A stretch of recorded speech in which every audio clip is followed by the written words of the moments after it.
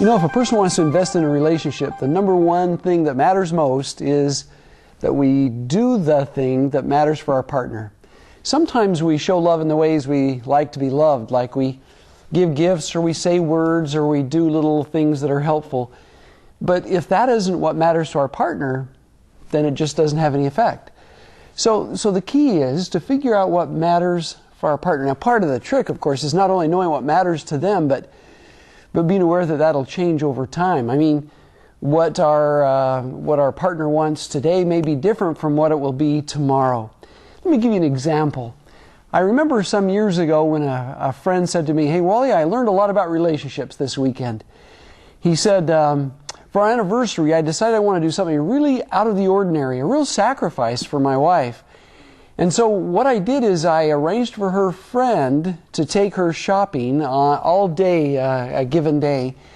And while she was gone, I went home from work and I prepared the house and prepared a lovely meal and had everything lovely and the table set so that when my wife came home from shopping, she would be surprised." Well, I had everything ready, and at the appointed time, my wife came home and she came through the door and saw all the preparations and smelled the dinner. And she said, "Well, thanks, dear, that's very nice of you." But this discerning husband recognized that she wasn't as excited as he hoped she would be. So he said, "What's wrong, dear? Is there something wrong?" And she said, No, this is really sweet of you, dear, and I appreciate your doing it." Well, he still knew something was wrong, and he persisted. He said, "Honey, something's wrong. Will you tell me?" So she sighed and said, "Listen, honey, you work long hours. You're gone a lot. So if you're going to take a day off from work, I want to spend it with you. Don't send me shopping." Wow. As he recounted, it was a very powerful lesson for him.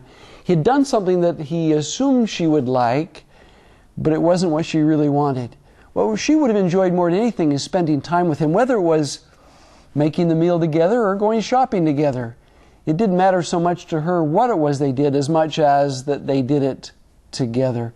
So likewise, we talk sometimes about love languages, and there are show me's, there are tell me's, there are touch me's.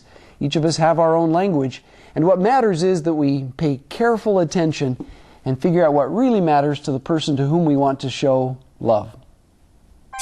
To learn more, contact your county extension agent and follow the links in this section.